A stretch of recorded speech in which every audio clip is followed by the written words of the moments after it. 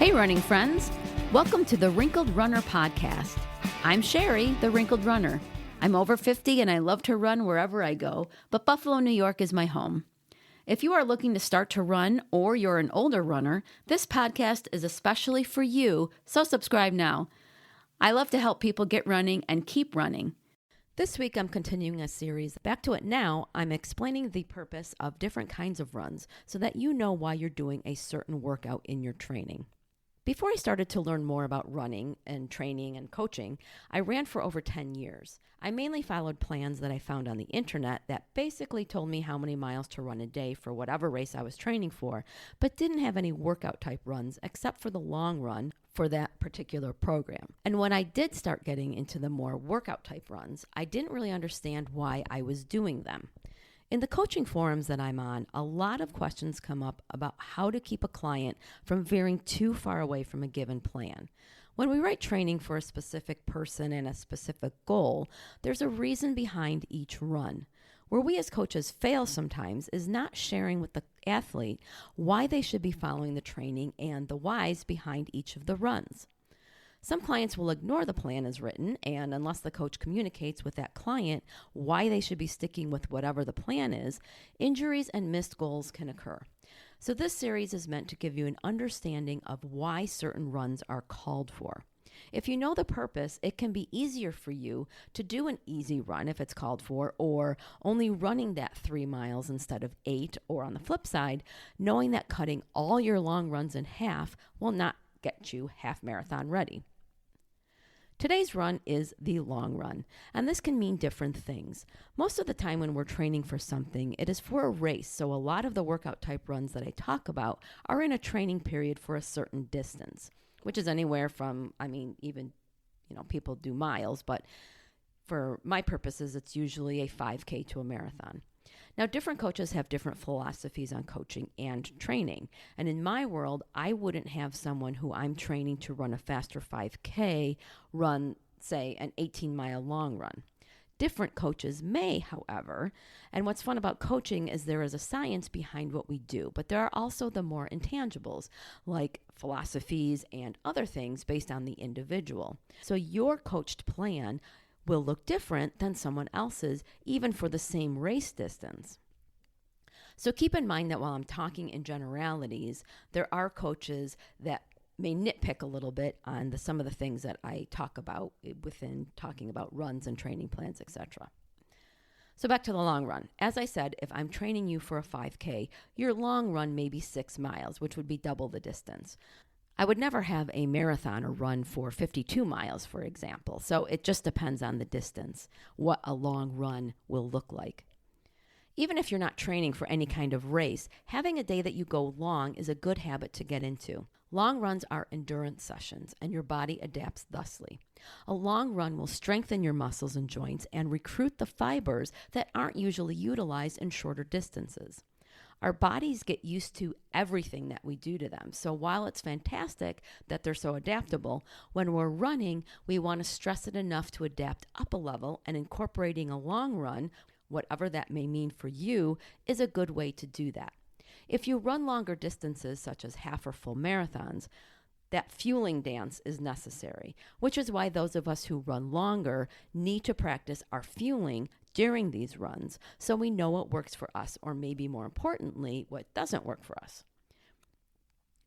These longer distances help our bodies convert our fuel stores to the energy needed to run, whether glycogen stores, which we build with carbs, or fat stores, which our bodies can adapt to rely on when those glycogen stores get depleted. Long runs can help us lean into those fat stores before the glycogen is gone and we hit the wall. We have to teach these running bodies, though, and to teach them, we have to use them and sometimes experiment with different things to find out what works for us. So the goo that you may swear by on a long run is poison to me, so it took some long runs to find out what works best. Speaking of fueling, don't go on a long run without hydration. Even as a marathoner, an 8-miler will make me really, really thirsty. And I've actually eaten snow because I forgot to take my water bottles because I just figured that, it was cold outside, so I really wouldn't get that thirsty. But I did. So take water with you. There are physiological changes having to do with mitochondria, capillaries, and other cool things that are put in motion when we give the body a long run to perform. These changes make it easier to do the same thing after a certain period of time. For example, your first 10 miler at, say, a 12-minute pace may seem really hard. But in 2 months, provided that you upped your mileage smartly and didn't get injured, those same 10 miles at a 12-minute pace should be a lot easier. And so what will naturally happen is you will be able to run 13 miles at the 12-minute pace, or still run 10 miles maybe, but at a faster pace. All this is possible with a combination of workouts to bring about these changes. If you are racing, long runs get you ready for whatever distance that you will be covering. Most coaches and plans for those of us who are mere mortals will not take us to the race distance in the longer races like halves and fulls. It is also amazing for your first race like that to complete that distance for the first time in the actual race. But because you are building your fitness over all the runs that you do, there's this thing called cumulative fatigue that adapts your body. So even though my longest run for the marathon is 20 miles, the fact that I'm running 12 a few days before and 10 a few days after and a speed session thrown in there means my body is getting the training necessary and building up that fatigue to take me to 26 on the day of the race. So this is where the race taper enters in, which is the few weeks before the race where you cut back on your intensities and mileage. And this also allows your body to rest enough from all of those workouts to take you the distance because your legs are not fatigued at that point. All that being said, some coaches and plans will have you run the actual race distance before the race. And this is especially if you have a time goal. Dave has a time goal for his half marathon that I'm training him for in May, so there will be a 14-mile run as one of his long runs. A long run is a slow run. There are pace calculators, which I probably link you to at least twice a month, that you can use to find your long run pace. If you are planning to put a long run into your training and you don't have a plan or coach, don't forget the 10% rule. You shouldn't be adding a ton of mileage. So don't suddenly decide you're going to run 7 miles this weekend if you've just finished your first Couch to 5K program. Use the 10% rule to find out what you should add to your weekly mileage to create your long run. So for example, if you run 20 miles per week and distribute it over 5 days, so you're running 4 miles a day, consider adding 2 miles to one of the days to create a long run of 6 miles. You will find those in the running space that dispute the 10% rule, but for most of you who are listening who are newer or older runners, this is a good way to add mileage without getting crazy and getting an injury. Incorporating different running workouts after completing a Start to Run program is a great way to start adapting your body up a level. And this is why those of us who coach wish beginning runners were more aware that coaching is something that would benefit them. You can have someone else do the math and write you a personalized program. I'll link you to the podcast episode on what to look for in a coach and how one can help you as a beginner. Since a long run is usually an easy, slow one, even though it can be tough, it's actually fun to just get out and go long. You have time to look around and discover new routes, which is why it's usually reserved for whatever your weekend happens to be. I run my longs by myself since Dave and I trained for different distances. So my Sunday long is actually Thursday. I schedule him for some easy mileage on that day, and we run together for the 3 to 6 miles that is for that day for him. And then I drop him off at home, and I keep going to finish my run. By then the sun is up, and I can pop in my earphones and listen to a podcast or music, or sometimes nothing, especially when the weather gets nice.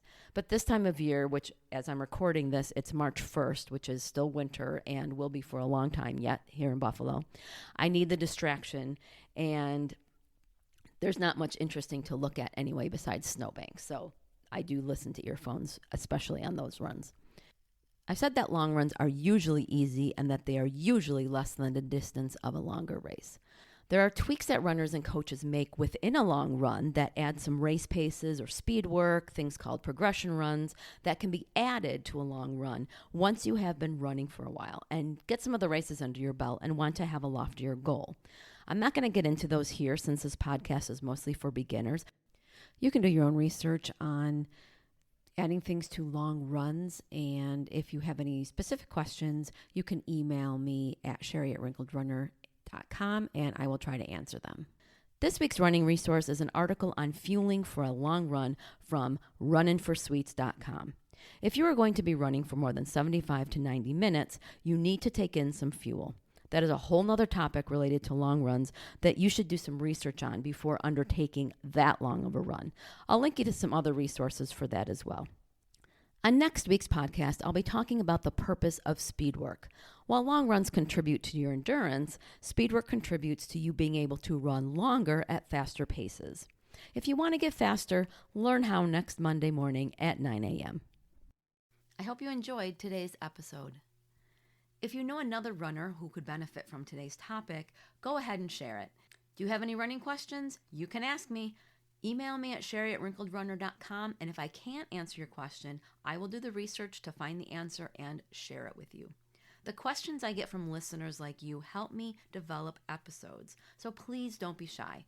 You can sign up for my once-a-month newsletter using the link provided so that you can have all the Wrinkled Runner resources from the past month all in one place. I also have opened up my virtual coaching in addition to coaching one-on-one with those in the Buffalo, New York area. So head to my coaching page on the Wrinkled Runner website, which I will, of course, link to, and check out how we may be able to work together. Until next Monday, thanks for listening, and I'll see you on the run.